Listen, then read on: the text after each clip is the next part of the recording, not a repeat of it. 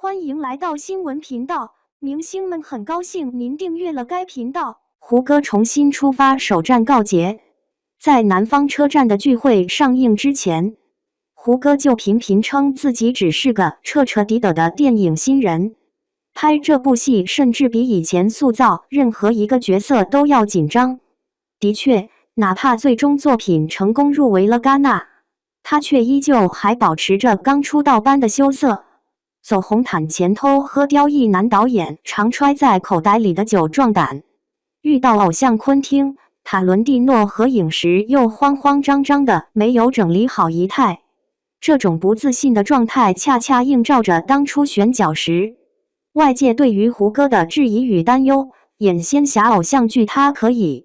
文艺片真能够应付得来吗？时隔1年，荧幕中的周泽农给出了答案。这个处于极端命运高压下的边缘人物，几乎完美的适配到了他身上。大胆、矛盾、复杂且风格化，是观众们对于胡歌表演的评价。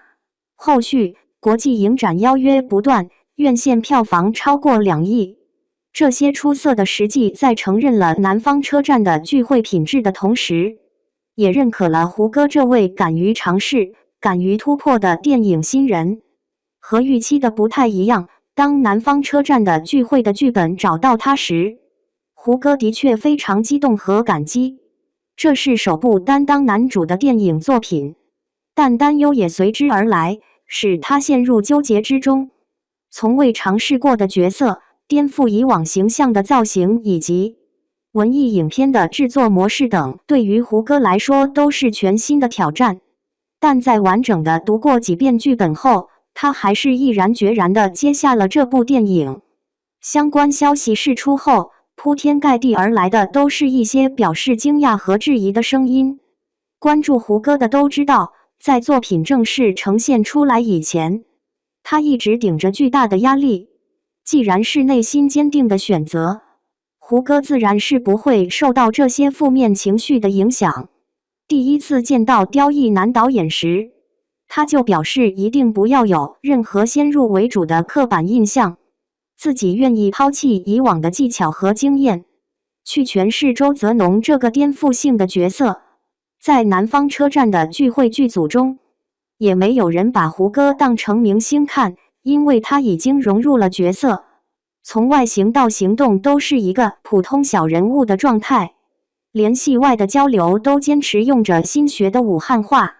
当然，胡歌做的远不止这些。技能上，他的健身塑形、晒黑皮肤、学习骑摩托、打斗和射击，我花了很长的时间进行体能训练。因为周泽农是非常能打的一个角色，给人的感觉是非常精干的。导演也希望他能够表现出感觉他没学过，但是很能打的感觉。状态上，他在开拍前就自己买了一套环卫工人的服装，在路边打扫卫生，甚至还有路人走上前问他有没有看到自己遗落的东西，足以看出胡歌对待角色的认真程度。在面对记者问起的挑战与突破时，他谦虚地回答道：“我以前古装戏拍的太多了，容易暴露出套路的痕迹，要尽量去除一些以前的表演习惯。”胡歌用自己的身体力行，向观众释放他作为一个演员的能量，让我们看到了一个前所未有的形象。对于他这样一位经历过人生大起大落的演员来讲，这种蜕变足足耗费了他10几年的时间。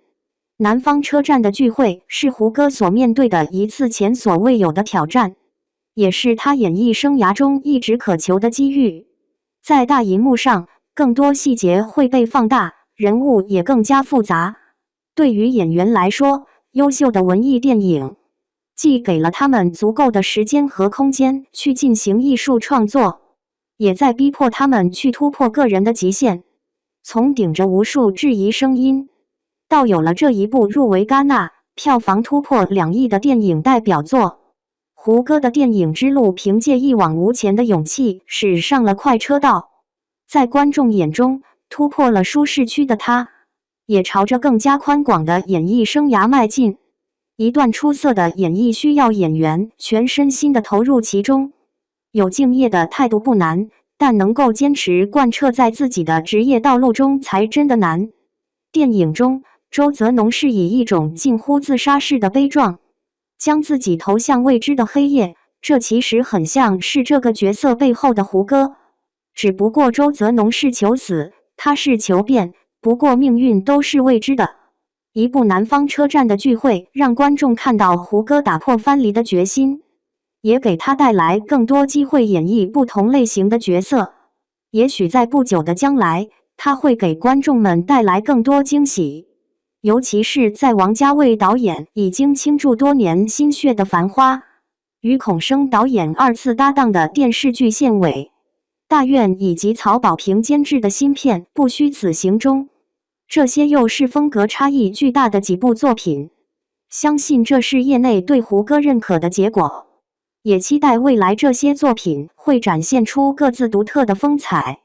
毕竟，一直以来，胡歌都在不断的追求改变，他属实值得继续在电影里绽放光芒。